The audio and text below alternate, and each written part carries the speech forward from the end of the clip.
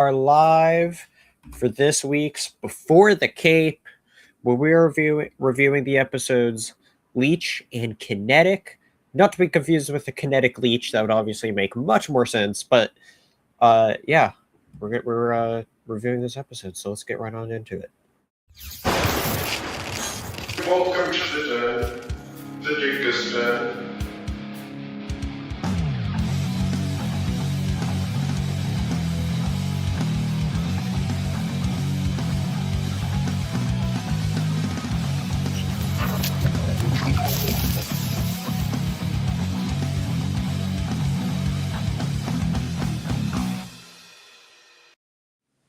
All right. Well, welcome back for a new episode of Before the Cape. First and foremost, for any regular listeners or watchers, you may realize, well, wait, there's only two of us this week, as Andrew is all doing his own thing this week. But we're continuing it on. We are... Triumvirate has become a two-vit. Yes. Yes. Not quite sure what a two-vit is, but I get it, though. But, yeah, Andrew's not here with us this week, although he does have thoughts that we have to share that he wrote for us on these episodes, so his presence will still be here, and he should hopefully be back with us next week. And also, before we get through the episodes, I wanted to say, make sure you hit that like and subscribe button. We're currently sitting exactly at 200 subscribers here on the Dingus Den, which is exciting. Congratulations! So, yeah, woohoo! And let's hope keeps on going up. You know, And who exactly. And you know, I have exciting stuff coming out as well, so make sure you stay tuned for all that. But we're here to talk about more Smallville. My first time watching, your 10th time watching? There's no number. There's no number. It's just... I mean, yeah, I don't watch all the way through. I just rewatch episodes I like a lot. Okay. What about these episodes? Well, I was telling you before the show that season 1 has nostalgic feels. It's always fun to go back to like the beginning of a show and see how different it really was when you know everything that happens later. So it's fun really rediscovering all those little pieces. Yeah. Some things you miss, some things you don't. So yeah. Nice. I've watched Leech, I think, a few times. Kinetic, I think, if I've watched it more than... I've only watched it twice. And I only rewatched it because I got my mom into watching the show after I had already started. So I kind of had to watch. So, yeah. There you go. Welcome in, Matthew. Great to have you here as always. These set of episodes I thought were pretty good. I definitely enjoyed them. I thought they were another solid set of episodes, just like how last week I thought both episodes were pretty good. I think these were another good couple of episodes. So if you were to have a band and it had to be either called Shimmer Hug or Kinetic Leech, what would you go with? I like the sound of Kinetic Leech. Good sound. Although Shimmer Hug sounds like quite a... I don't know. I don't know what kind of music they do. I feel like the vibe of music I listen to is closer along a Kinetic Leech than a Shimmer Hug. I get like... I don't know. They both sound kind of psychedelic. Like music that you have to be like really highly medicated in legal or illegal form to be able to like get. Okay. Otherwise it's just noise. I could see that about Shimmer Hug. Kinetic Leech, I think you could pass off as a hard rock or metal band of some sort. Yeah.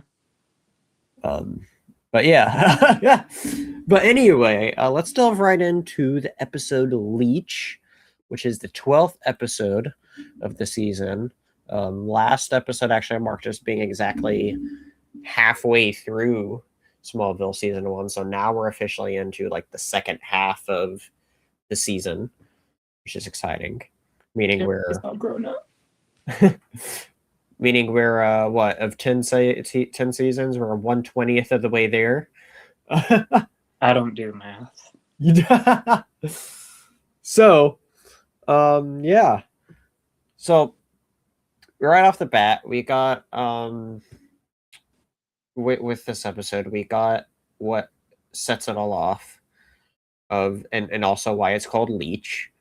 And I have the shot in the thumbnail of when this particular moment happens, but we have an interesting idea of somebody taking Clark's powers. And who else took it rather than other than who we know as more as what's his name? But is it Iceman? Yeah, it's Iceman. It's Bob something or Bobby something. Yeah, Bobby. Yeah, it's Bobby. I don't remember his. I don't think he ever goes by Bob. Yeah, I don't know why I said that. Very formal. Bobby Drake is the character's name. Yeah, I mean, obviously I know he's from those, and so I was excited for you to see this and make that connection.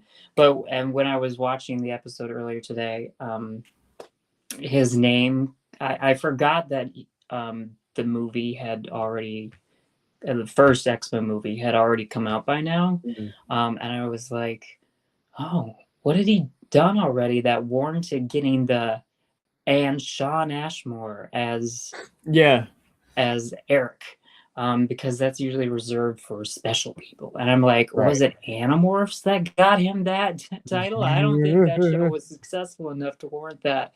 But then I was like, oh yeah, okay. Movie had already come out, so he was probably a pretty big score for them, kind of. I mean, he wasn't the star of that movie, but still. Yeah.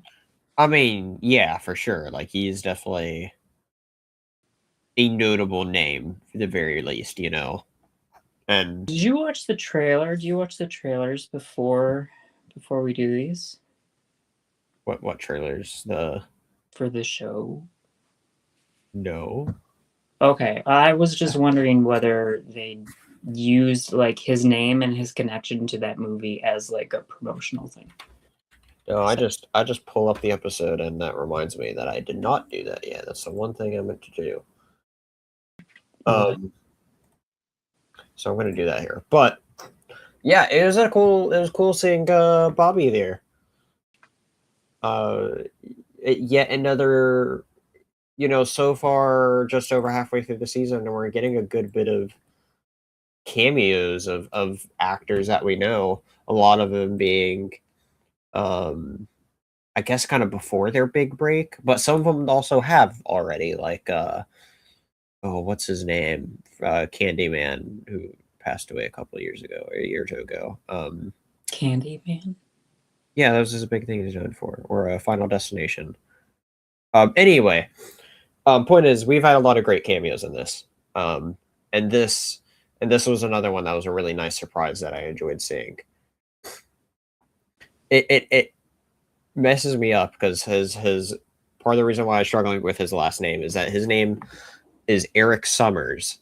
However, when my mind was thinking of X-Men, think of Scott Summers. At least I was thinking of Scott Summers, and I was like, I wonder if they did that on purpose, like after they knew he would be playing the role.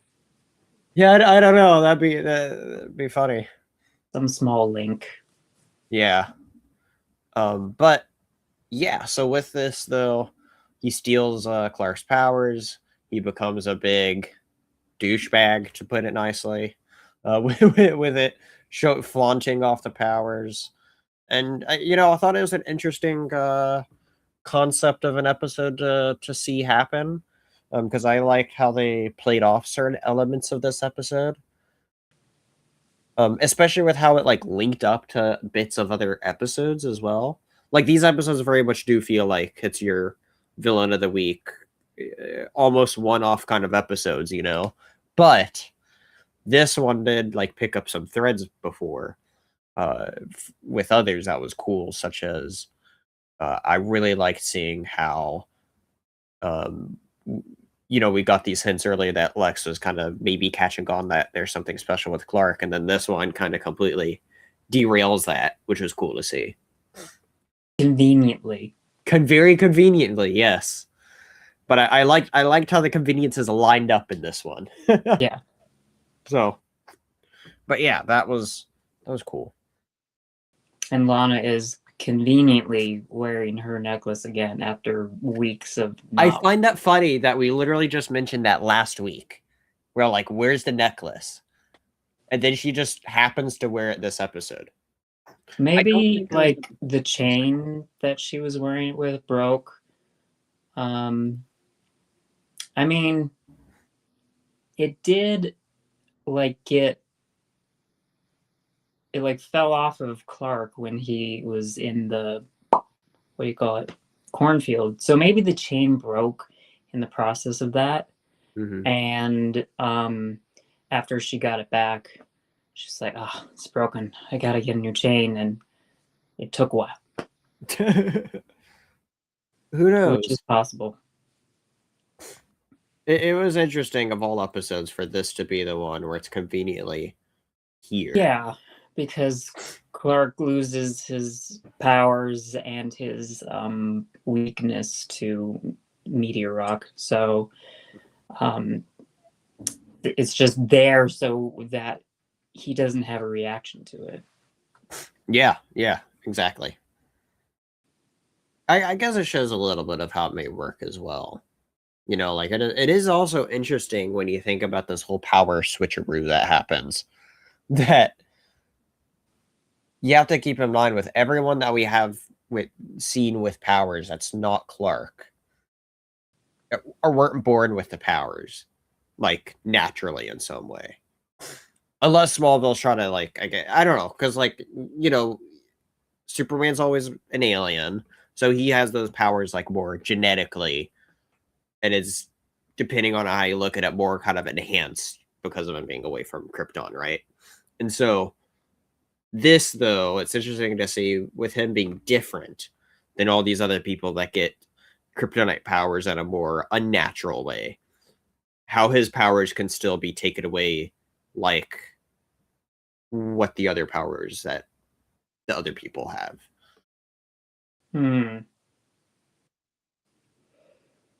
Although it's just, I try not to, well, I say I try not to think, but no, I do deeply think about these things. Why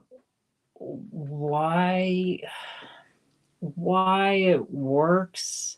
Because like Clark's powers are specifically because he's Kryptonian, mm-hmm. and the way that his body reacts to the yellow sun's radiation supposedly is what gives him his abilities. And that's also the reason he's allergic to his home planet, because, or pieces of his home planet, is because of how that reacts with the yellow sun and how it reacts with his genetic structure.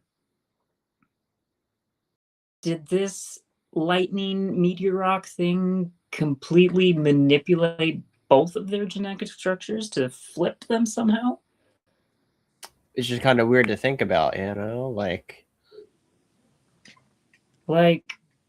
okay, here's something else I thought. Let's just keep going with this. Okay. Later on, even though Clark doesn't have his powers, his parents say no to him getting an X-ray. Because even though he doesn't have his powers, and even though he looks human on the outside, he's still an alien. So It's possible that he has organs in some different places, or he doesn't have a gallbladder. No one knows what a gallbladder does, but if he didn't have one, they might notice. This raises an important question, at least for me, is have we ever canonically seen what a Kryptonian organ structure is, or like, is it different? Like, is that official thing that we have out there? I haven't. Let's find out. Let's ask AI. we're going rabbit holing hard early on into this. All right, AI mode. They Hold on maybe a it's second. one. Hold on. Okay. Do Kryptonians look different on the inside? It's thinking. It says many continuities of the comics and related lore, Kryptonians look different on the inside, possessing different or extra internal organs compared to humans. While outwardly they appear indistinguishable from humans, a medical scan will reveal a vastly different biology. Let's see, they have additional organs whose functions are often speculated to be related to processing and storing solar energy. Although, why would they have that naturally? Because it's only with the yellow sun, not with their home world sun. The heart is in a different location in some iterations. They might notice that if they're, because he gets broken ribs or doesn't get broken ribs, so the doctor can feel that they're not broken, but maybe he can only feel that they're not broken because he's feeling in the wrong place. Maybe Clark is internally bleeding and they don't even know it. Maybe he was dying. Yeah, good thing he got those powers back within 40 minutes. It is. We did get that scene as well where they're all like, "Oh, don't scan him," don't do the X-ray, which could have definitely revealed these questions that we're trying to figure out. Yep. And then Chloe would put an article in the newspaper that says, "Clark Kent, no gallbladder." Yeah, exactly. And she'll write some quippy thing that says, "Has the gall to not give a comment." It writes itself, honestly. But yeah, what was I going to say? I thought the whole thing with seeing how Clark reacts to not having his powers was interesting. Him not being, we see him throughout the episode having to come to the fact that, he doesn't have it. He's trying to figure out how to be normal. One of the scenes that stood out to me was when and I guess this is the first time you fully realize what happened or that it was kind of happening, is when he was trying to help with the truck and push it. Mm-hmm. And then, realize super speed's gone. And then he got to finally enjoy sports, which that was one of those big things that we talked about, I think in the premiere, where he wasn't allowed to play football. Wasn't that right? Yeah. Well, I don't know if it was in the premiere at all, but definitely in... definitely in the first three because episodes. they were trying out, weren't they? They were trying out. I know there was the football episode, obviously. Yeah. That was episode 3, I think. Yeah. But I feel like that was a thing set up in episode. But yeah, Pete was trying out in the first episode. Right. So I did think that scene that you mentioned with Clark and the truck and falling into the mud and getting a nosebleed. I thought Tom's acting was really good. I thought it was really good throughout the entire episode. But like here, it was very much not a "what happened" type of thing. Yeah. Well, no, wait, it was Jonathan that asked what happened, and he's like, he could have been just like, "I don't know," but it was very much a tone that was scared. Right. So it was a very good choice, and he was just great throughout the whole episode. I think he was my favorite part of the episode in how he was reacting to everything. In ways of which, with the basketball game that you mentioned, the fact that he falls and scrapes his elbow and he's happy about it. Yeah. and that they lost, and he's happy about it. But also just really like subtle ways. Like there's like the scene of him like being really tired, and oh, he's got a cramp, and he's like doesn't know what to do with that. But then there's like just these little things, like when Lex pulls up in his car, and Clark or Tom winces at the headlights. Mm. And I just thought, oh, that's something that he probably wouldn't do before, because like that probably wouldn't hurt, because we wince because it's like the sudden change in the light actually kind of Yeah. hurts as our eyes adjust, and he wouldn't have that problem. So that was just something small and subtle that he did that was just really good. I thought he was fantastic. Yeah. I definitely really like the whole part where he was like, what do you want to say? Complimenting his dad of like, I don't know how you can live like this every day. It's so exhausting. Although you wonder why he does. Because, as Clark said himself, usually my chores take 5 minutes. And it's Yeah. like, why couldn't Clark literally do everything? Actually, did he say 5 seconds? Or I think he said 5 seconds. I think it was 5 minutes. Either way, he could literally do everything that they need on the farm so fast that his dad would never have to work. Why are they even in debt? That's a good question. Like, he is the combined workforce of a lot of people. But it is possible, with Jonathan being Jonathan, that he would have some sort of pride and not Yeah. want his kid doing everything for him. Yeah. Like, this is part of his built-in upbringing and livelihood, and he wouldn't want to give that over. I mean, yeah, I think he's probably also in a position in life where he's somebody that appreciates those smaller things in life, and some people just have that workflow that they kind of need to function. Some people are just naturally people that are workaholics, and so maybe he just really appreciates all the work maintaining the farm and gives him that sense of accomplishment than just sitting there on his butt all day and watching Smallville TV, whatever may be on there.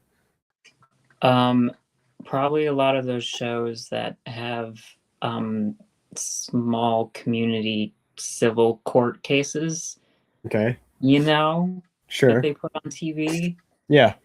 Like Judge Judy. I don't know if he would watch. Jonathan is a big fan of Judge Judy. I've decided this. Jonathan is into Judge Judy, confirmed. Mhm.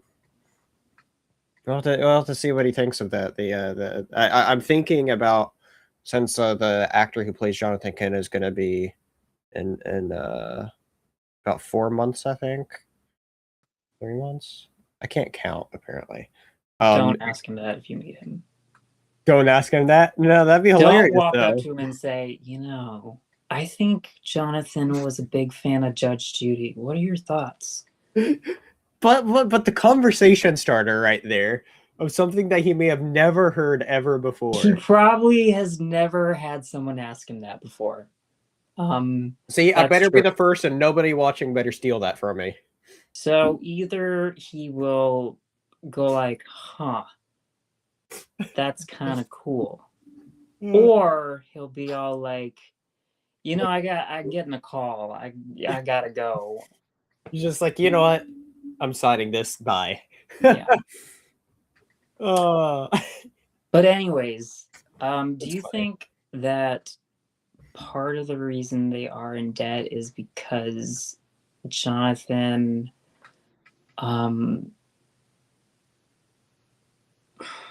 it's not even like about Clark having a normal life, because he could still do all the work and have time for a normal life, but maybe it's like one, like, sense of pride, but two, also, like, maybe he wants to, like, teach Clark good values about not, like, extorting people. Mm-hmm. Maybe I'm stretching here. I don't. Yeah, it's a good question because I don't think they've explained certain things here, and I don't know if it's a thing that's needed or not. But I guess it's when you do a deep dive like this, questions get raised. Questions get raised. Is Jonathan a fan of Judge Judy or not? Yes. Yeah, exactly. That's obviously the most important question out of this whole episode. Yeah. So, who knows? See, it's a question that needs to be asked. Okay, Oh. go ask him that. And if he says no, ask him what Jonathan's favorite show would be. Here we go. It's also finally... when you meet him, I would say, depending on when you meet him, I would say, this is where I'm at in the show. Please, no spoilers. Yeah, right. For sure. All right. Well, let's delve into Bobby, aka what's his name again? Eric Summers. Where he's kind of just a douche.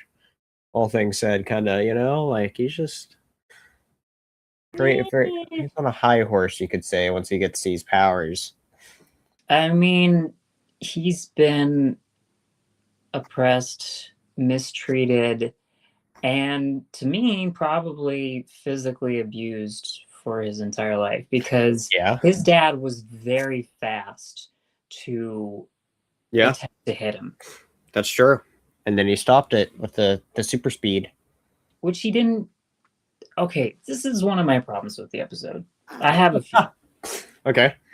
But the problem with this is, like, and I know they were short on time, but they didn't really show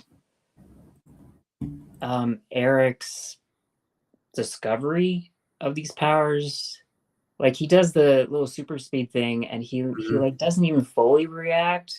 Maybe it's a little like, oh, what just happened type thing. Right. But then the next time we see him, he's lifting 600-pound weights, and it's like, how do you figure out that he has super strength? Like the super speed thing later was more of a like instinct reaction thing. But like, I don't know.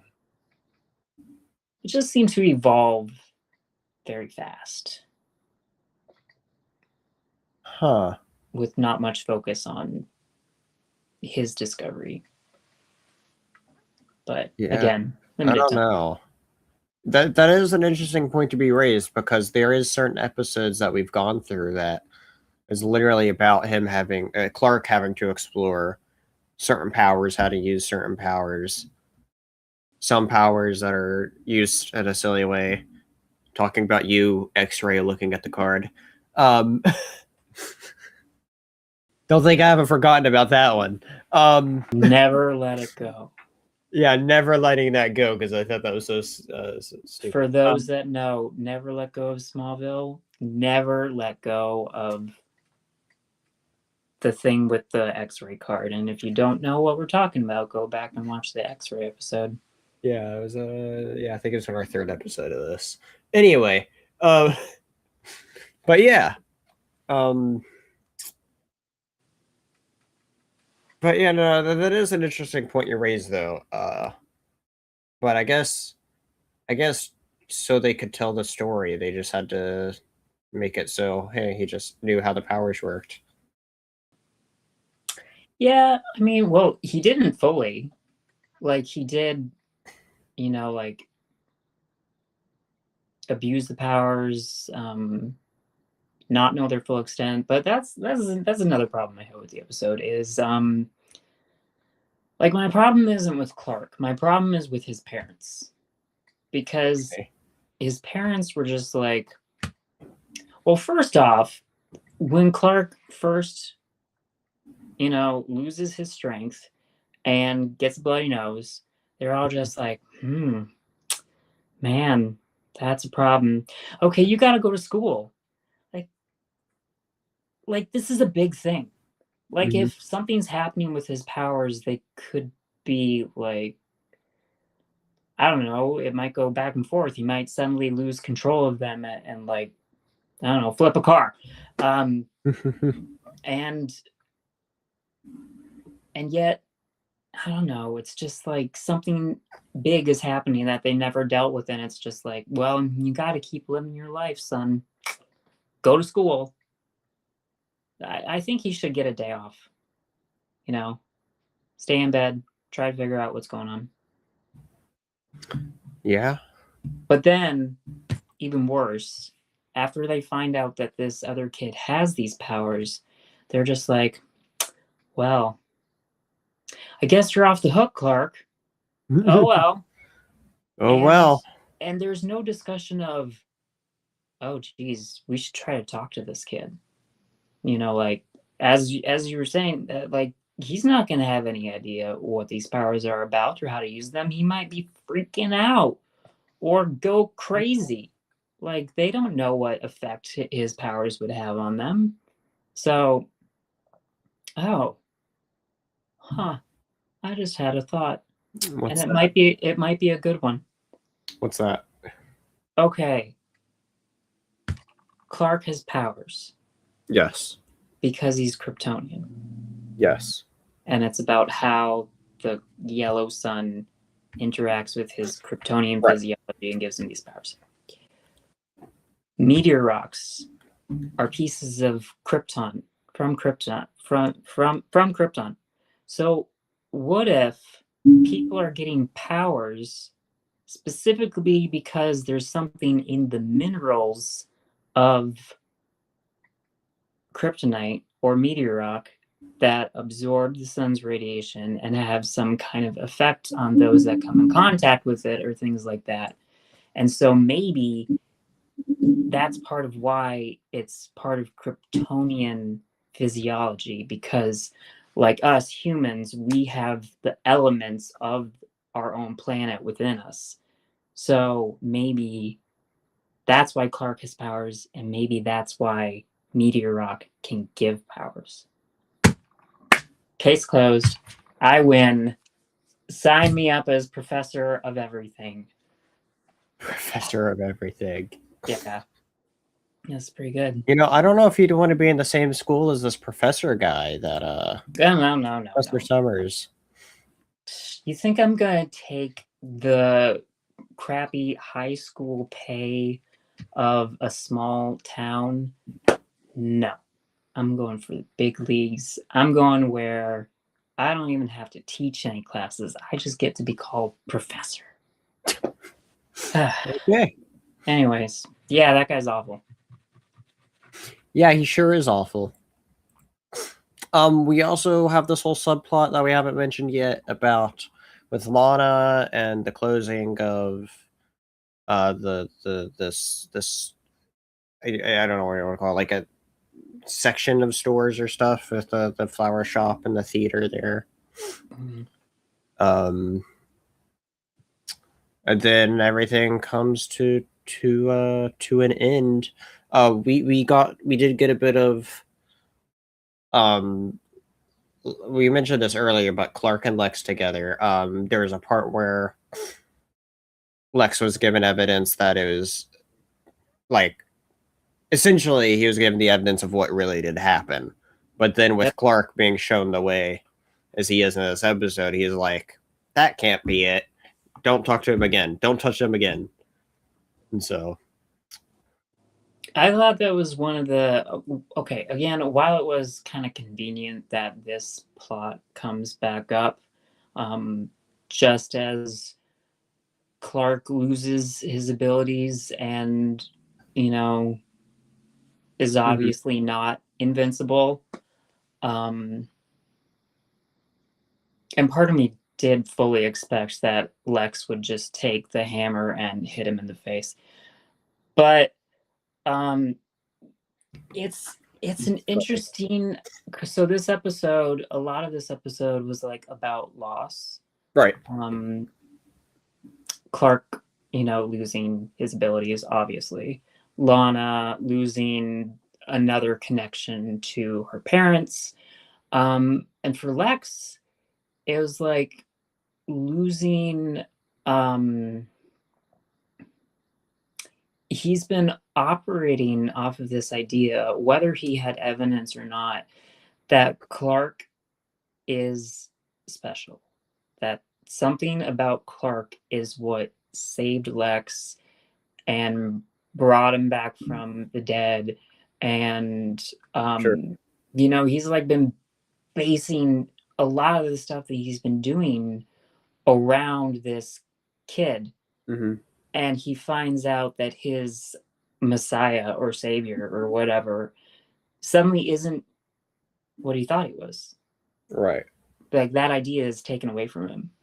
Yeah. And it's interesting how he reacts, that he doesn't react in anger. He doesn't Mm-hmm. like suddenly like cut Clark off like, oh, this was completely a waste of my time putting all this effort into this person. He says, no, this family's off limits. And he's like, when Clark gets hurt, he's like, I just want to see if my friend was okay. So I think it's a very important episode for Lex to just like what his personality and his psyche is at this time. Because I don't think like the Lex that we would know later, as in like the Superman comics, would react the same. Mm-hmm. Yeah, I don't know. Definitely some interesting points there for sure, though. What else do we got? We got Oh, this is the next thing I was wanting to bring up was we did get with more stuff with Lex. We got to follow up with something that happened. I think it was last episode. It was in the last two episodes, where his girlfriend quotations stole, from the computer, and we also got to see a follow up of that this episode. Yeah, it's been a little plotline that's been going on since Rogue. So yeah. That was episode 9. And if you remember, we were like, well, why is it like he doesn't care? And then we find out why, It's because it was a setup. Yeah. Like he's not stupid. It was a setup, and he's like, don't trust family. And then, is it how the episode literally ends with him?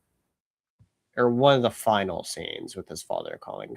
One of the final seasons, not the final scene, though. Where his father calls him up, and he's like,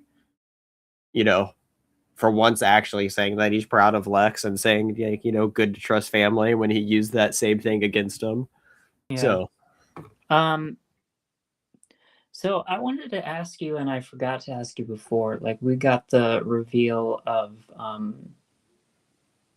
when Victoria, I think her name is, was snooping around on Lex's computer in Shimmer, I think. Okay. That it shows on the computer Cadmus Labs. Mm-hmm. And I thought that Cadmus was like a important thing in the Superman comics. I could be wrong. That name but sounds... I wanted to ask you about it. That's where I know the name from. Cadmus, you're right. It is a big thing. I was just looking it up because the name sounds familiar. When if you're familiar with how Superboy came about, a genetic creation under Lex, that was in Cadmus, from Cadmus Labs. So that's like the big genetic testing facility that he's from. Interesting. So that's actually a cool throwback. You said that, I was like, that sounds familiar. Well, I also wanted to I started to type in Cadmus into Google just to try to look up any connection myself. But actually Cadmus is also part of Greek mythology. And so Lex and his family are all about history and mythology and stuff. So I want to see if there's anything interesting about this and that connection. Let's see. Cadmus is a legendary Phoenician prince in Greek mythology, credited with founding the city of Thebes, bringing the alphabet to Greece from Phoenicia, and becoming its first king.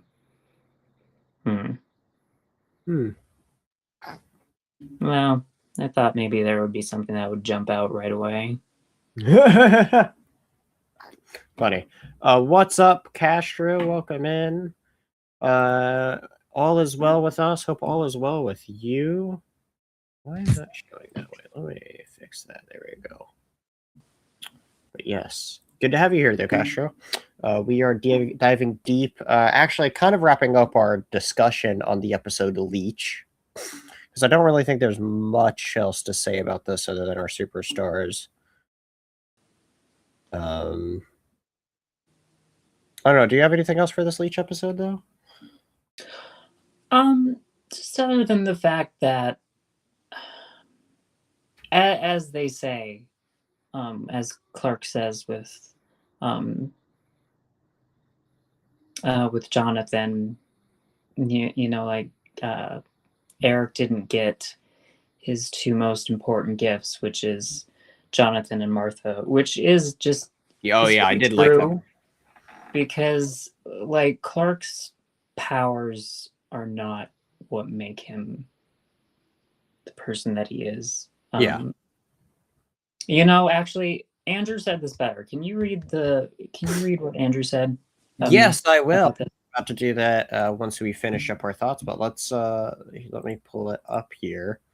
I will read through Andrew's review for Leech. He said, Leech is probably my favorite episode of the season so far because it explores the question, what happens when Clark loses his powers? At first, Clark is upset at losing his powers, not knowing if he'll get them back. Jonathan and Martha assure Clark that they love him with or without his powers. Clark slowly starts to realize all things can be done, or all things he can do. Well, he realizes all things he can do without his powers. He can play basketball without fear of hurting someone, and he can be close to Lana despite her necklace. Even stripped of his abilities, Clark's instinct to protect others remains strong, especially when Eric begins abusing the powers he gained. Eric's rampage shows how dangerous unchecked strength can be, contrasting sharply with Clark's sense of responsibility.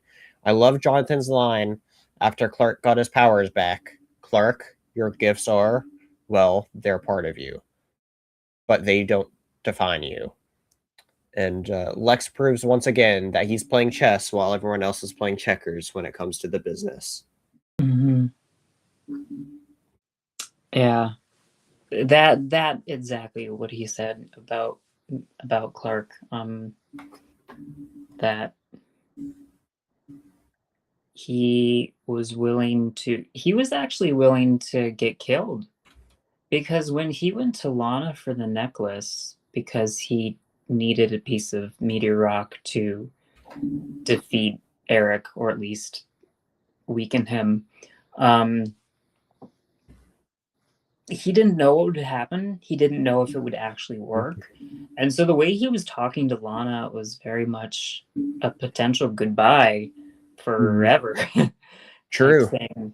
And yet he still did it, you know, and he's still willing to leap into danger when he knows that he's vulnerable. Which I think, I mean, it's one thing, you know, when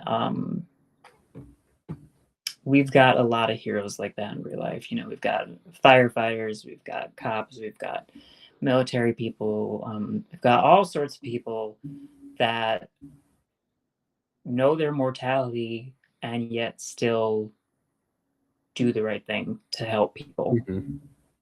But it's interesting when someone who has had invincibility, who has never known anything to be able to hurt him, loses that and still makes the choice to put himself at risk. It's definitely, this is definitely one of those episodes that is like a core part of what makes Superman Superman, and it's not his powers.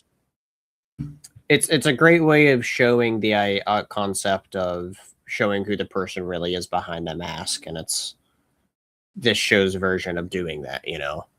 Mm-hmm. And that's really important. And you know, just to jump right into our superstar, you know, because we're dancing all around this whole aspect, like, yeah, there's other things that happen in this episode, but we keep on talking about Clark in this episode specifically, as it's a big character-driven episode specifically with Clark. And not that there wasn't other things that's notable that happened, but like this was just such a great character episode, especially for Clark. And as you were talking about, a core pillar of who Superman is and why he's that Boy Scout superhero as you know him as, that's so important. It's I find it very hard to pick somebody that's not Clark as a superstar this episode, because it shows highlights that like that's big part or a massive part of its personality that's really important, that's really integral to who Superman is. So he's your choice for a superstar. Yeah, absolutely. And that was Andrew's choice as well, right? That was Andrew's choice as well. He said it's between Clark and Jonathan for me. And you know, honestly, my mind was in the same place here as well, because like I was thinking about it, because I almost picked Jonathan as a parent figure, because he was also there for Clark a lot in this. But especially as we were talking about this more and more, it really is about the choices that Clark made. It's about what Clark did, and showing like he's just a good person deep down inside, even without the powers, and feeling like certain things are his responsibility, even though they don't need to be. You know, we're used to living in an age where, you know, something happens to somebody, we'll just move along, you know. But he's not that kind of person at all. But to read Andrew's superstar part for this fully, though, he says, I think I have to go with Clark. Losing his powers reveals his true character. Even without super strength, he still risks himself to protect others, showing that heroism comes from choices, not abilities. Very good. That was very good. I think that was an excellent review, Andrew. It was, yeah, definitely really good reviews there. And yeah, I mean, you know, just to more about the abilities part, like we saw Bobby, Eric Summers use you know, fling a car or truck and nearly hit somebody, you know, and being careless, you know. You don't want to be careless as a hero. That's one of those big things that you know, it is interesting though that at first he was, speaking of Eric, he was regarded as a hero, and like people, until he started using his powers like aggressively to like attack fellow students, people didn't seem to care about his powers. They were like, whoa, cool, and can I interview you? Can I get your autograph, Superboy? And seeing Clark's jealousy there was actually kind of funny. But it does beg the question though, like what would have happened if he hadn't done those other things? Like hadn't flipped out and thrown a cop car through his house. Like I feel like someone would try to come and study him, yeah. But overall, like the community seemed accepting. So it's just like, would Clark be able to do that? Because he's not going to flip cars or attack people. Sure. You know? Right. So I don't know. Maybe this gives him some glimmer of hope that he might be able to reveal himself to people at some point. Maybe even Lex, even though he's still hiding it from him in this episode. Which, by the way, Lex gave him this chance. Like, Lex came to him and said, Yeah. "You're my friend. I think you're not telling me everything. Please tell me the truth." And Clark still didn't. No. And I think a lot of that is because of his parents in Yeah. his head. Yeah. Like, anytime there's any possibility that his powers could be exposed, they flip out. Right. And I guess they did just have the episode Rogue with Phelan, where someone did find out about his powers and it went really, really bad. Right. So maybe he's still processing that. But yeah, I don't know. Maybe this does just give Clark a little something to think. Maybe I can walk out in the open someday. Yeah, it is interesting because that was one of those contrasts that I noticed with watching this episode was that Eric was very open about his powers. He didn't try to hide it at all like how Clark does. And yeah, that was definitely a big part for me. Who was your superstar this episode? Oh, well, it's got to be Martha, because Clark said, "Wow, I can finally know what it feels like to live like a normal person like you guys." And she's like, "Oh, thanks." Just Martha's comedic timing. So good. But no, in reality it is Clark. But for me, more so it's Tom at playing Clark, that I just think this was one of his best episodes so far, of playing the myriad of emotions that you would go through in this kind of thing. From the bigger emotional aspects to those little subtle details that I mentioned, like the wincing at the car high beams. I just thought that was so good. Like, yeah, so definitely him. Yeah. All right. Well, that wraps up our review portion of Leech. Let's now get on to our second episode, Kinetic, episode 13 of this season, which that was... I definitely think Leech was the better of the episodes, but this was another good episode, as I think there's some interesting ideas with it, where we get to see robbers that teleport. Not teleporting. Or not teleport, but going through stuff. Yeah. It gave the illusion at first that they teleport in some cases. True. Some of it, yeah, it was like staged kind of oddly in some parts, that it's more that they just appeared and not like they walked through a wall. Because some of it, it's like they have the sound effect and they're just suddenly behind you, even though they would have to walk through the wall and walk across the room to get to where you were to be able to do that. Yeah. But maybe they came up through the floor. They all had the powers of Kitty Pryde. Yeah. That's true. That's funny. You know, just coming off of the previous episode, yeah. So, but anyway, it begins with these robbers robbing Lex's mansion. While talk about conveniences, while Clark and Chloe were also there, because Chloe is giving an interview with Lex, which was calling back to Jitters, right? Was it? She said, "Do you have any other hidden things like level 3?" Isn't that from Jitters? I think so, yes. Okay, I missed that episode that week, and I didn't rewatch it, so I was relying on... I don't know why I relied on you to remember something. No, you're yes, you're right about that part though. And what was the thing about level 3, if you can remind me? The thing with level 3 was like, well, Well, it was like they were trying to say it didn't exist. It was like it didn't exist because it wasn't on the map. So technically, they didn't lie about it not being there on the map, even though it was in reality there.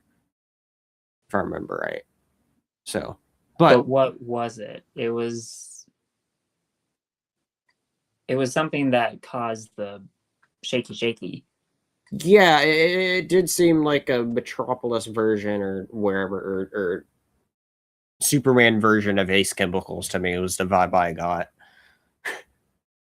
Okay. So, well, anyways, it's something now that is public knowledge.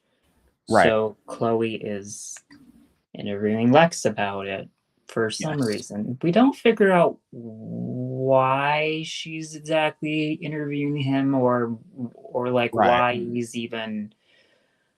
I think he's just so obsessed with Clark that he's just like, well, if one of his friends wants something, Yeah. whether an interview for a school newspaper, I'll go ahead. Yeah. And it's partly too just because Clark was involved, failing to press a record button. So, but Not no, his yeah, first failure. right, not his last. Right, exactly. But yeah, no, that was interesting to see where we get these robbers breaking in, and as we start seeing them throughout the episode, learning of these special glowing tattoos as they use them, kind of like a when they're actually tattooed, kind of just like them putting on highlight on their skin, which brings the whole main focus of the episode of them. Well, first off, I obviously have to mention how Whitney gets brought in on this whole ordeal, and he becomes part of this robber gang. Did they actually have a name, like the gang of them? I don't know if they did. The crypto gang. I don't know. As we learn that, the and you see, this episode I thought was interesting though because it's a different use of kryptonite than we've seen before. Sure. And that being that this kryptonite is somehow manipulated into being used as a. Not that I care for tattoos. I don't care for tattoos, but them being able to use it as being a. If you tattoo somebody, that gives them powers for a bit. Yeah.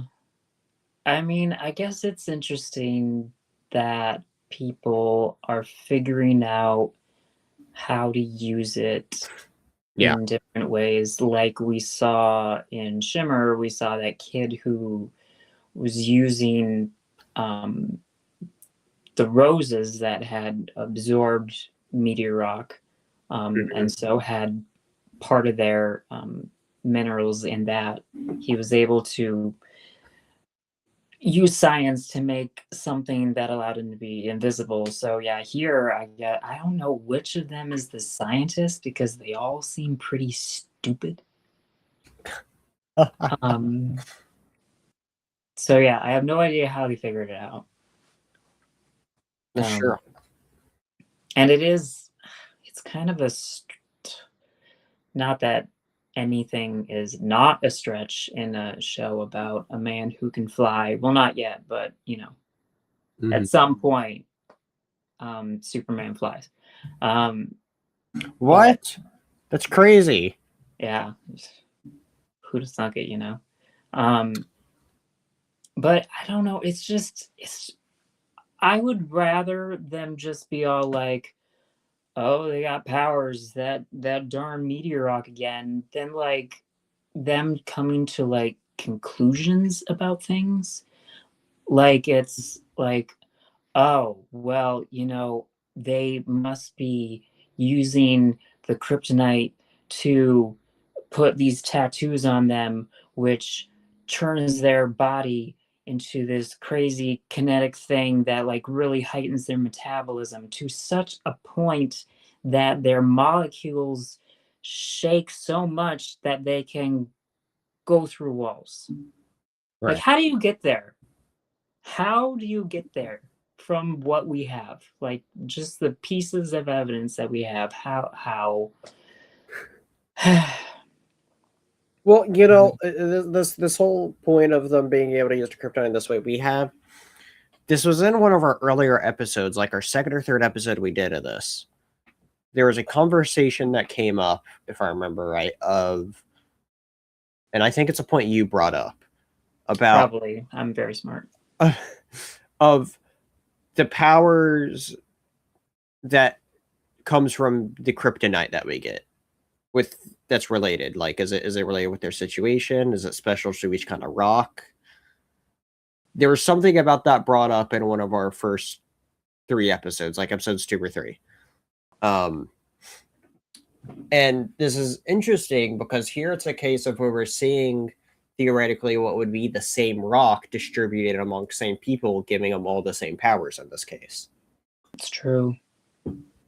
Which is also, like I said, like it's just the whole idea of this new way of kryptonite distribution, this kryptonite drug, essentially, I guess you could say, in some way, being shown. I don't know. I just found that whole kind of concept interesting with this episode.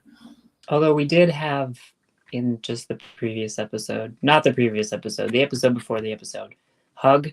Yeah. Those 2 guys got the same powers during the same meteor rock event, because they got trapped in a car after one of the meteor strikes. Right, but then also in some ways, I feel like that's different. I guess when I think of it in my weird mind, it's like, sure, it makes sense that if somebody sure, it didn't work this way for the Fantastic Four, but if 2 people are in the spot where tragic events happens, that it would both affect them, in that way. So it makes sense to me that, like, oh, those 2 people from that particular bit got the same thing because they were directly connected to each other, right? In that kind of way. It does seem interesting, and it is a plot convenience, yes, but why else would we do these sorts of things other than to have these kinds of conversations and figure out things that they were never going to explain? But that everyone gets a power that kind of fits with their personality. Yeah. And it's kind of like an intent thing. So maybe there is something neurological as well that that the meteor rock kryptonite reacts to. Maybe like some, what's the electricity in our brains called? Electricity in our brains? Well, whatever. But like the synapses and electric stuff, like everything in our brain is chemicals and electric and energy. So it is possible that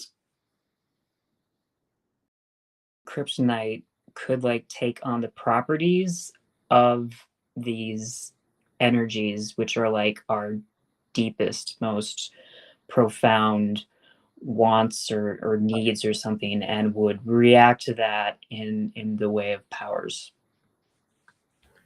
It's while you were talking about this, and it being a what was the word you were using, like a more genetic maybe thing that it has per person, of their personality. It'd be weird though of what if this kryptonite power let's assume it really did work that way.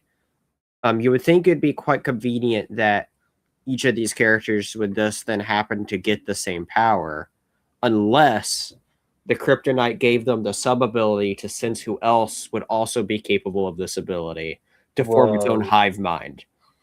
Whoa. Oh, wait. Okay. All right. We're on to something here. So you're like saying that kryptonite has like its own intelligence. Yes. Okay. So what if, all right, so we know Krypton exploded. Yeah. and it's either because of like Zod, or it's because of Brainiac, or sometimes it's just like the way that they absorb the planet's resources and blah blah blah. But okay, so what if it's Brainiac? What if Brainiac had infected the planet to such a degree before it exploded that he's like in microscopic inside the meteor rocks? And so that's part of what, in combination with my wonderful thing that I said in the previous episode, but how people get powers, and it's like sentient and can like give people the powers that they really want, or as you were saying, like here in this case, be able to like sense like who else would work with this.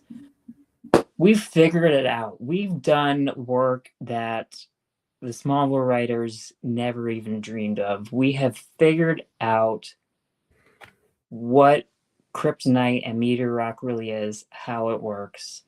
I'm so proud of us, Spencer. I know, right? That's we figured it out. It was Brainiac all along. Yeah, we're gonna have to tell Andrew, man, we made this discovery without Andrew. He's gonna come back next week and we're gonna be watching something, and something with meteor rock is gonna happen, and we'll be like, hey Andrew, you know what it was? Brainiac. It's Brainiac.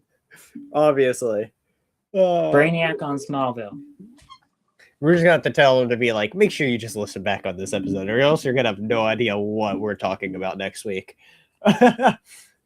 But yeah, we're making all the discoveries and raising all the important questions. But yeah, I'm sorry, that was way more fun than actually talking about this episode. You know, you're not wrong, because I did already talk about the main bit that I wanted to with this episode about the kryptonite tattoos, just because I found that really cool. This was a big character episode for Whitney, though, where we got to see. I mean, we got set up previously that Whitney wasn't doing so well, in some, you know, regards, and here we really got to delve into it, where he gives himself into this gang, into the Cryptotat gang, and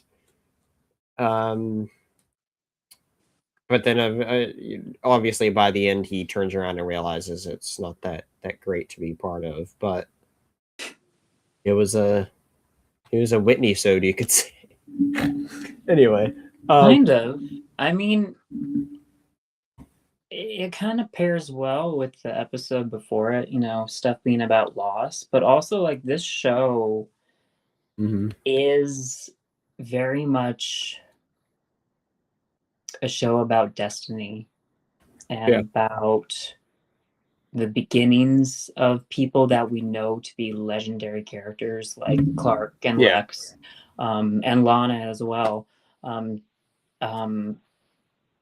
You know, we like know their futures for a lot of this, but they don't. And so a lot of them are trying to, like, at this point, like, figure themselves out, think about life beyond Smallville, and especially at this point, maybe, you know, probably even somewhat before, but, you know, especially at the beginning of the millennium, and, you know, technology booms and everything like that, the thought of like sticking around in a small town that you can see is like dying around you is like not an exciting future, right? Especially at this point for like high schoolers, you know. And so especially for someone like Whitney, who thinks he has his life laid out for him. He's apparently he already had a scholarship. He had a scholarship to a college for football. You know, he's going to go there on a football scholarship. He might get signed to go pro. And then who knows what could happen from there. Like, his life is set. It's going to be big. And then it's not. and it gets taken away from him. And it's kind of interesting and sad in a lot of ways of what you do when your dreams are taken away from you. And like we saw like with Lana here, like her dreams, or at least her dreams about her parents and everything that they mean to her, are being taken away as well. Yeah. And this pairs her arc, her story in this paired nicely with the previous episode as well, because it stepped over into this. What did you think about Lana's thing here, and about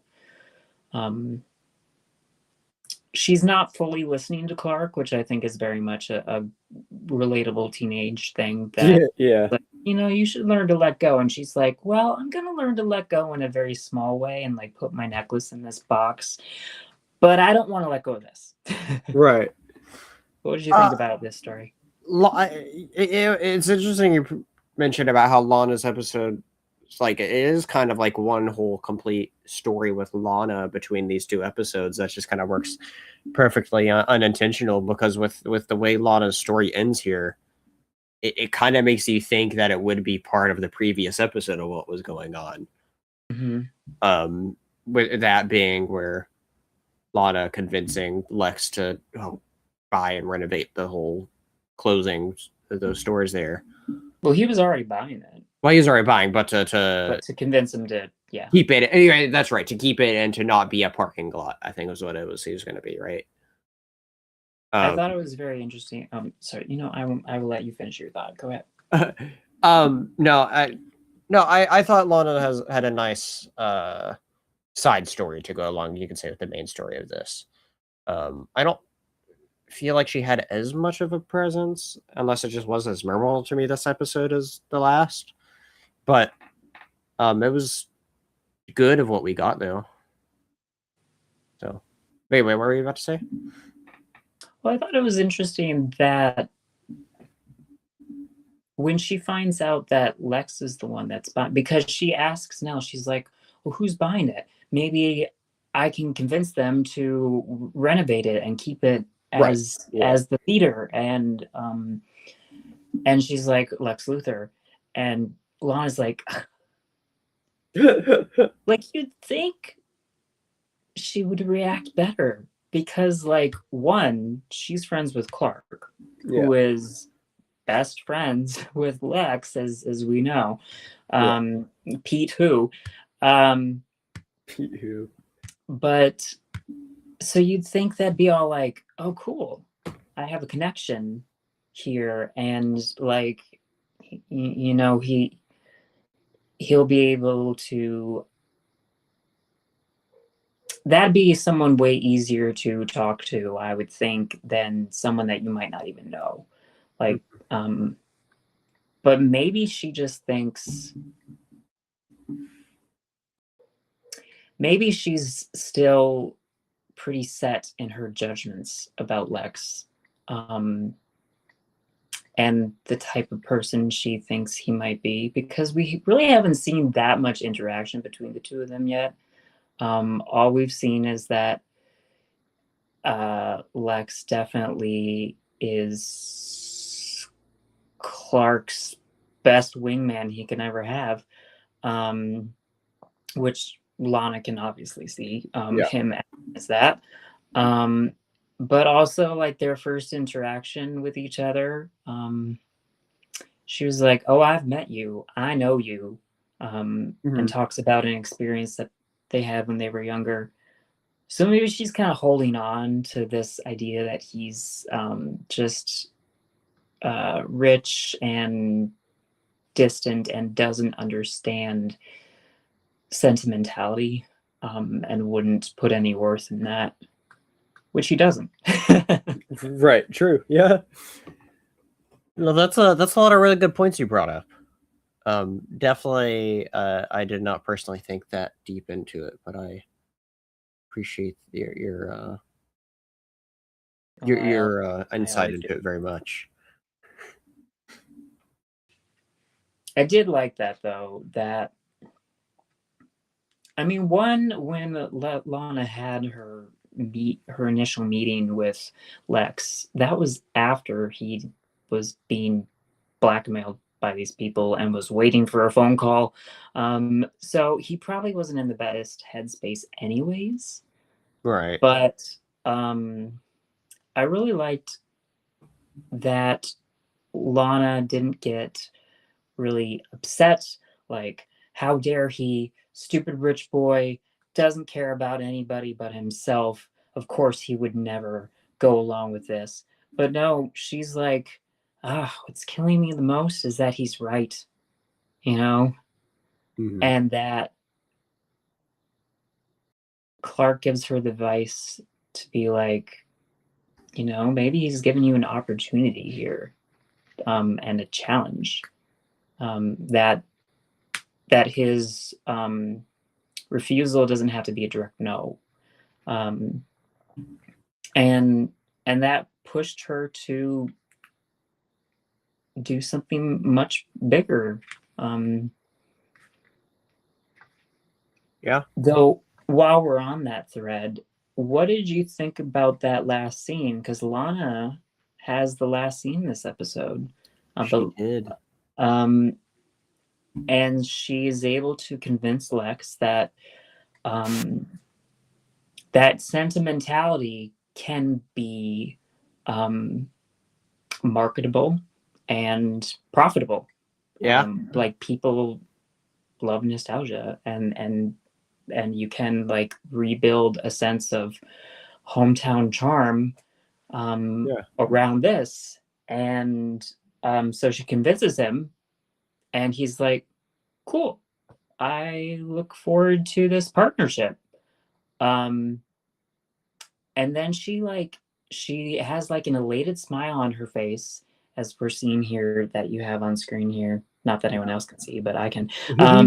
That she's like, cool. And then she's like, oh, like, wait. So what did you think her look meant? Like, going from elated to, what was that look in your opinion? I don't, that's a good question, because it could definitely be open interpretation. It's at the end of the day, it's, do you really want to be partnered with Lex Luthor? And Right? I hadn't thought of that. I think that's what it is. What was your initial interpretation of it? Mine was more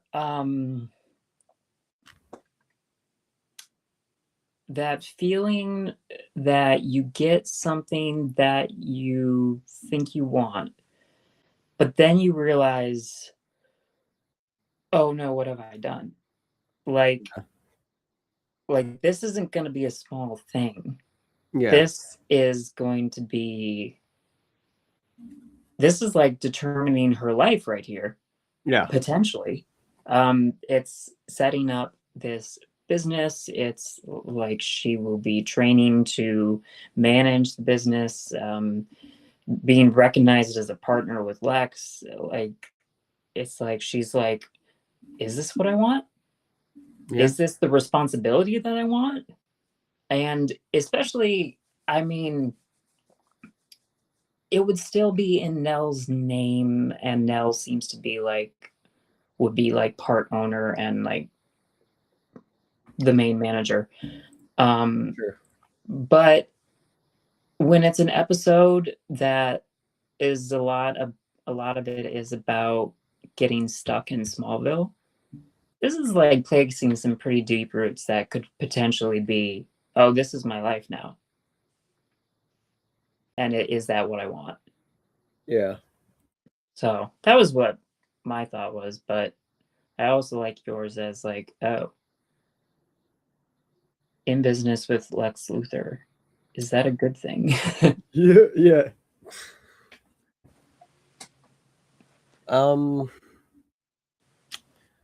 There's also the whole point of, speaking of Lex Luthor, that he was got attempted blackmail. Did we ever find out what they were actually going to expose? I don't remember if they fully said this. It was it's something on that disc, Right. and they said that he was funneling money from his father's company to build something, and Lex was like trying to pass it off as like a methane corporation farming thing, but they were like, no, that wouldn't need a particle accelerator. Right. So Lex is building something that he doesn't want Perhaps people to know about. Cadmus, as we were talking about. Ooh, yeah, like particle accelerator is like slamming atoms and molecules into each other. And you were saying that like Cadmus is like genetics experiments, and the like leads to like the creation of Superboy in the comics, right? Yeah. Interesting. Very interesting. We're getting somewhere. But yeah, that was interesting to see.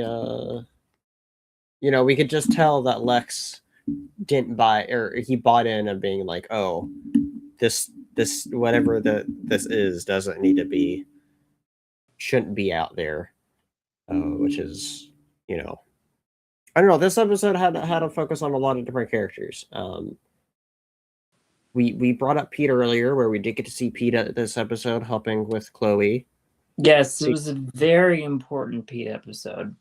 Yeah, obviously, as they all are. Yeah, and then we saw Chloe, who she was who was recovering most of the episode. Yeah, she got thrown out a window. Yeah, I always thought that library was on the first floor. Apparently not. Apparently not. But that was a pretty crazy fall. Yeah. And also leads to like Clark's, like we haven't even talked about Clark this episode, but it like leads to the Clark's arc for this episode is that he doesn't save Chloe. Like, and Chloe, like we talked about in a previous episode, like Lex acting like so reckless because he like truly believes Clark will save him, right? Like he's invincible because he has Clark, which I don't know if his hopes have been dashed since the last episode, but Chloe, it's another instance of like someone being in trouble and they call out for Clark. They don't call out for help. They don't call for anybody. They don't call for the police or whatever. She calls out for Clark and he doesn't save her. She falls. And Clark has major guilt. Yeah. So what are your thoughts about that storyline for Clark? I mean, Clark had a good story of I guess you can see it similar ways, but obviously this is more personal to him, where he's ultimately cares about each and every person, and he knows deep down there's a good side into everyone, and he wanted to help Whitney, right? And that was we saw that happen with somebody that was definitely more of a bad person, but we saw it now happen with someone who, I don't know if I want to say a friend, but somebody he does personally know, though, and so it was definitely one of those, like, I don't know, we kind of saw the same idea explored before, but they also did a good job of it this time as well. Arguably, I think in some better ways. I think I would say I actually like this episode more than the other one that was similar-ish. Which episode? The one where is that one dude that Clark was trying to help out, who was like an actual like bad dude in some ways. What? Hold on. Pull it up here. It's the episode where Clark's trying to help somebody. Yep, that narrows it down. Yeah, obviously, right? Hug? No. Oh, I'm gonna think of it here. Which one was it? Okay, see, now this is gonna drive me nuts. I can't think of which one it is. Can you remember anything about this person? I'll get it figured out here. Give me a moment. Anyway, Clark Did they had a look good. like a man or a woman? No, it was a man. It was a guy. Okay. Which one was it? Anyway, see, this is gonna drive me nuts. I'm gonna remember which one it is right afterwards. Okay. It's not one of these earlier ones, is it? I don't think so. Anyway, Anyway. yeah, I'm gonna have to look all the way through these. I'm gonna be like, which one is it? You're thinking like his reasoning for helping Whitney here was stronger. Yeah.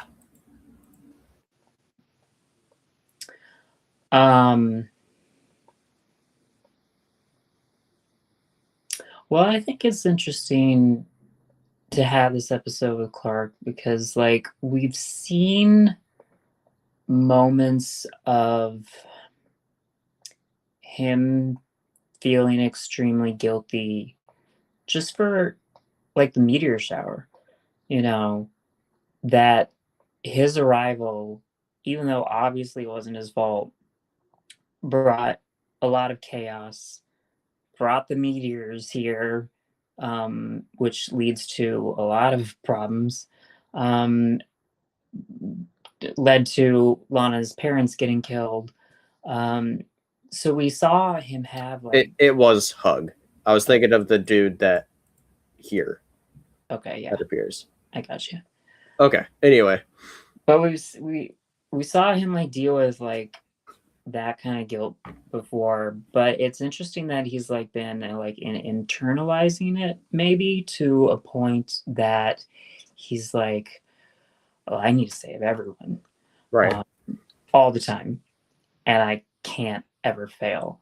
And here he fails, and it's not just a random person; it's one of his best friends that gets really hurt. And I wonder if it's also kind of like flashing back to his vision that he had in Hourglass of seeing the graves of everyone around him. Yeah. And it was the first thought that he had that, oh my gosh, I might outlive everyone I ever know. Yeah. So maybe something like that has like made him want to hold on even more to these relationships that he has. So I do really like that insight into it. yeah, but he gets a couple little pep talks from people, like Lex telling him you can't save everyone, and like Chloe doesn't harbor any ill will towards him. Mm-hmm. And even his parents, I thought his parents had a slightly weird reaction, because they recognize that Clark is moping over Chloe, and then Clark talks about this stuff going on with Whitney, who at that point we already knew was like getting involved with these dangerous people. Right. Actually, no, I don't think it was with Whitney at that point, but he like was these people who hurt Chloe were on his radar. Right. And his parents were just all like, well, you shouldn't just mope around here. Go out there and see what you can find out. Yeah. I thought that was weird because usually they're like, Clark, you stay away from problems. Even though they know he can't really get hurt, although he can when Maybe they just accepted that if they told him that he'd still go out anyway. Yeah. If you can't beat him, join him, you know? That's true. It's like, well, if he's gonna sneak out and go save Hmm. people, we might as well know. And if we give him permission, maybe we won't be as angry later. Yeah. Yeah. Yeah, that's a Maybe. good thought. But overall, yeah. I thought this was another pretty good episode, though. I definitely didn't. enjoyed it. No? I mean, I liked the stuff with Clark. I liked the stuff with Clark and Chloe, and I liked the stuff with Lana. I didn't like the crypto tattoos. See, I thought that was at all. cool. Okay. All right. Well, that's why we're different people. There we go. Yeah. Anyway. We wouldn't be affected by kryptonite in the same way, I don't think, Spencer. No, the Hive 9 is going to be like, they get completely different powers. Yeah. What would you get? No idea. Oh.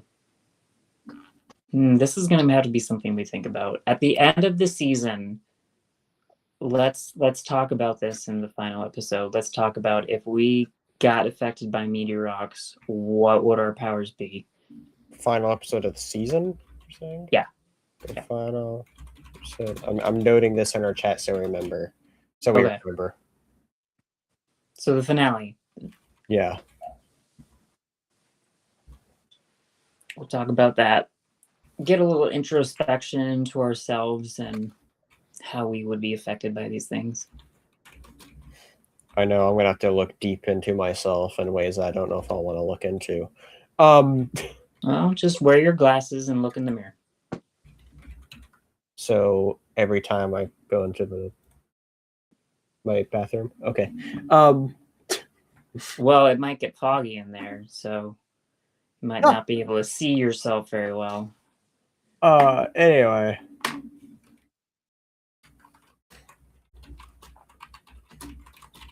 There we go. But yeah, I don't know. I mean, yeah, is it one of the best episodes? I'd say no, but it is definitely one I enjoyed, though. One thing that I think stands out with this episode on like last one, it was like, how could you not pick anyone but Clark as your superstar? This one, I think there's a bit more variety for who you could pick as your superstar. True. Should we read what Andrew said, or? Yeah, we can go ahead and let's read through all of what Andrew's thoughts and superstar was. Do you want to read it, or do you want me to? If you want to, you can go for it. Okay. So Andrew, and anyone who's listening, poor Andrew could not be here, but he did write out his thoughts for each episode. So for Kinetic, he said, I liked the jumping off point of the story of Whitney, losing his scholarship and wondering where his life is going to go and whether he will always work at the store or not. His internal conflict feels authentic. That's true. I liked the idea of having our villains of the week being able to use their tattoo power gimmick to rob without being seen or detected. It was a nice take on the Meteor Freak formula. So it appears you and Andrew agreed. However, they're not my favorite of the season. They seem to lack any kind of character depth or have any kind of tension around them. Really, the only thing they had going for them was having the disc that they stole from Lex. But I know they're just villains for one episode, so I'll let it slide. Overall, Kinetic is solid, but it does feel a bit uneven at times. And so then for his superstar, Andrew said that for him, it's Clark. He could let Whitney continue down the path he's on with the jocks, which would more than likely lead to Lana breaking up with him, assuming Whitney doesn't have the realization that he's in with the bad crowd toward the end of the episode, but which would allow Clark to make a move. Instead, because he feels bad about Chloe, it motivates him even more to try and save Whitney. Yeah. Very, very good thoughts there, for sure. What about you? See, I was about to ask you the same thing. I won. You won. You know what? Touche. I think there's along with Clark, I think it's also very important to say that with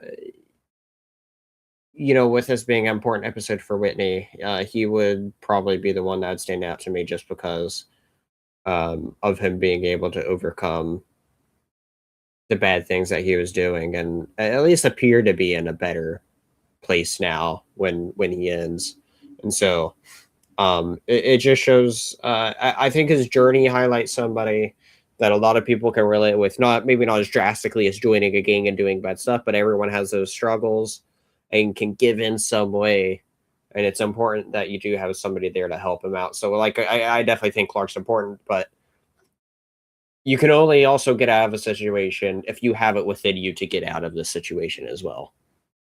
And Whitney showed that by the end, in those last 5-10 minutes, whatever, he turned around and was ready to, do what he needed to do his part.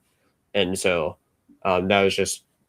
that's the big thing for me is Whitney showed that being able to overcome a self-challenge first and foremost.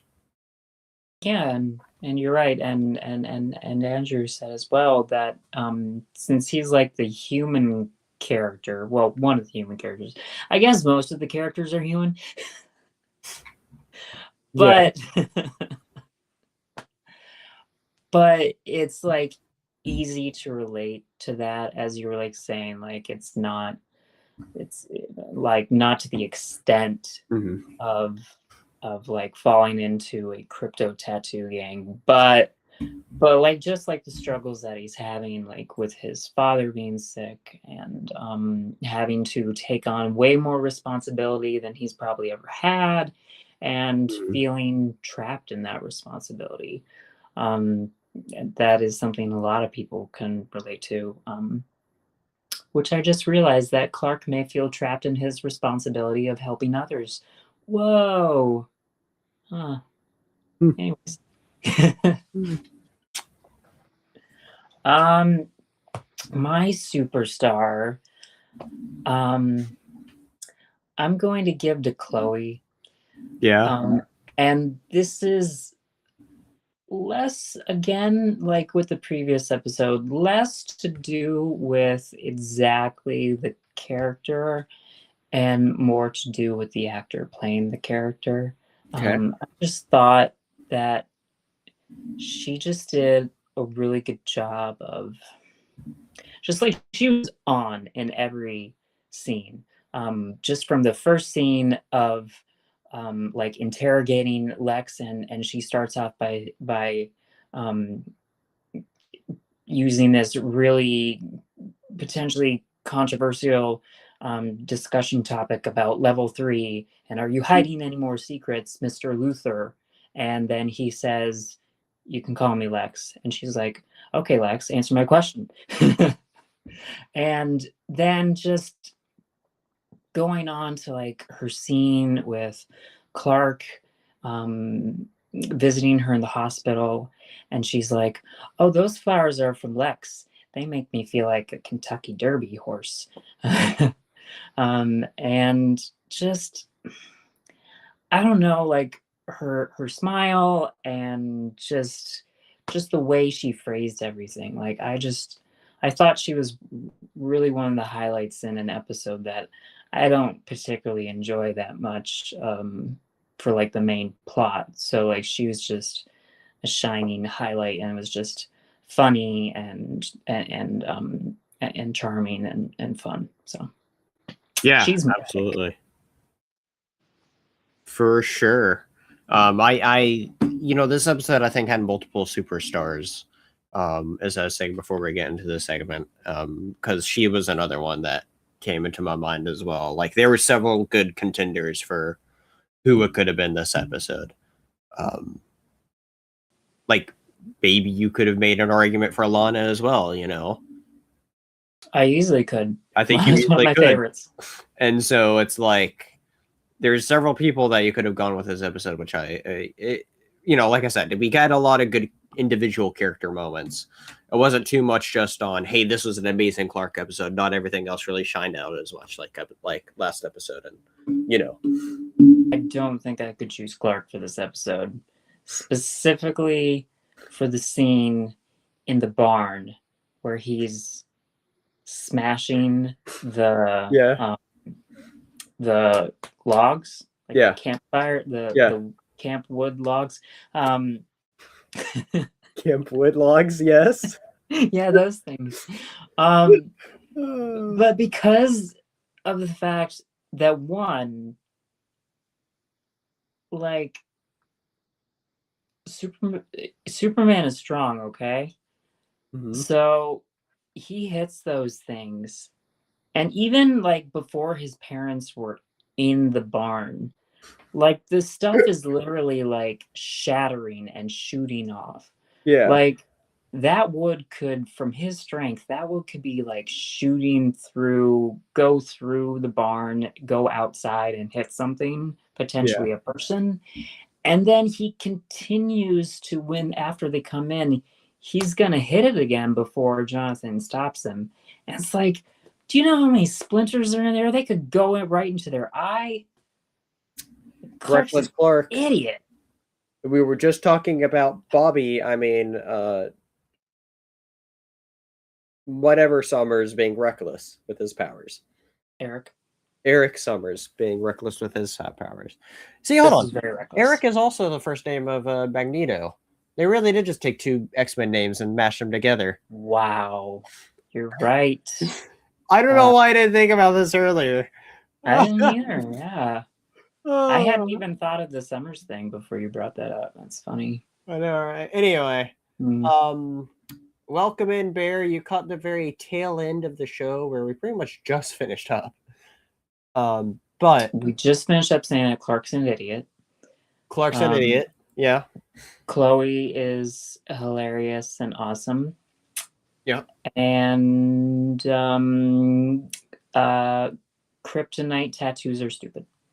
Hold on. You said they were. I thought it was an interesting idea, although I'm not a tattoo person.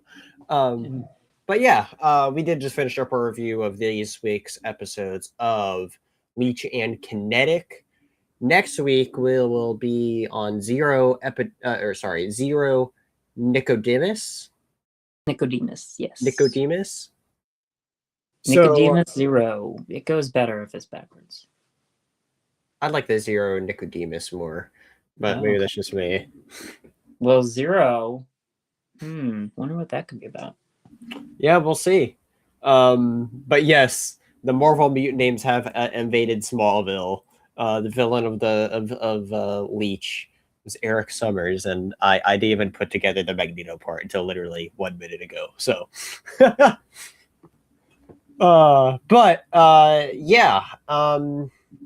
You have anything to shout out before next week? No, but I think for the future, and maybe if we can even now, for anyone that is watching or in the chat or watches later, we could ask them who's their superstar of this episode and put it in the comments. Absolutely. We'll start trying to remember how to integrate that for sure.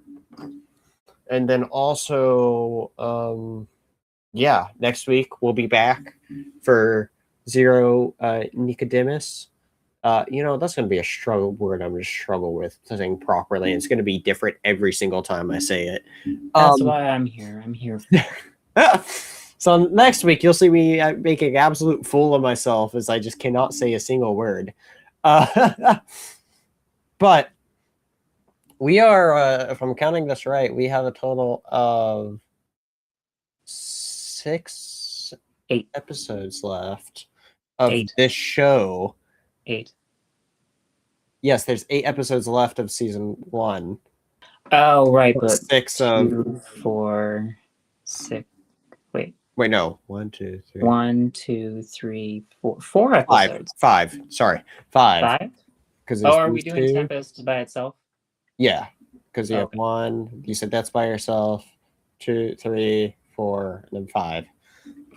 So 5 episodes left. Neither of us could count. It was in the Okay. Oh my god. Anyway, you know what? It's probably a good thing we're wrapping up now. I'm a professor of kryptonite, not of math. Yes. This week on the Dingus Den, I'm going to be having a video drop on both Tuesday and Thursday. Tuesday, check out a follow-up interview / comic club with Zach Chapman, who is the creator of Dino Knights, where last week I got in the mail, or a week and a half ago, I got in the mail issues 3 and 4 of Dino Knights, which he came back on and we talked about those issues 3 and 4. So it's like a part 2 to our previous Dino Knights video that we did. And then on Thursday, not only did me and Zach talk about his Dino Knights, but we also reviewed a big comic by Dennis Camp called Assorted Crisis Events, which is an excellent comic by Image Comics. It is a must-read, although there is a forewarning that I gave in the video that it is a very, what do you want to say? It is a very adult comic with certain themes with it in it, but it is a fantastic comic. So good. We spent nearly an hour talking about it because it's that good. And so anyway, I'm going to drop that review on Thursday. So, make sure you check out both of those videos I have coming out this week. And then exactly a week from now, we'll be here talking about the next 2 episodes of Smallville as we continue our Smallville journey, which is quite exciting. Also, if you're not following me over on Twitch, twitch.tv/the Dingus Den, I go live on there sometimes. I haven't decided if I'm for sure going to go live on there tonight or not, but there's a good possibility I will. Or fair possibility I will. What do you plan? Stuff.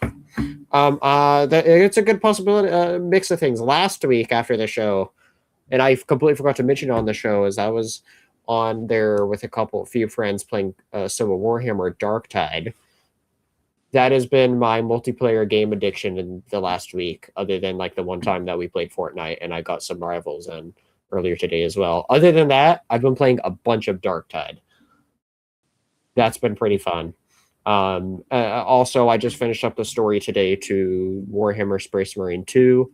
So there's some stuff of that. And also, new Diablo 4 season is pretty cool because they just shadow dropped a whole new class. I like the story stuff and theme of the new season, so it's making me want to get back into Diablo a bit. Plus, I spent money that I shouldn't have on pre-ordering the new Diablo expansion they just announced because I'm very excited for it. So it's going to be any of those 3 things, or a combination of those things if I do go live. I haven't decided if I for sure will or not, but there's a good possibility that more Twitch streams will happen a little more frequently as my semester wraps up next week as well. So, yippee! Anyway, long way of saying, hit that like and subscribe button if you haven't already. Check out all the other Dingus Den stuff going on the YouTube channel here, where, like I said, I have an indie creator discussion coming out Tuesday. And following that as well, I'll be having another discussion with Michael Schwartz talking about Armored, which we're going to be recording this week. Yeah. So, very nice hardback that you can go check out. Which, what exactly is this? Find out in a future video in like a week and a half. Got exciting things coming. So, anyway, without further ado, thank you all, everybody, so much for watching this. And I will see you all next time. You're in the Dingus Den, everyone. Bye.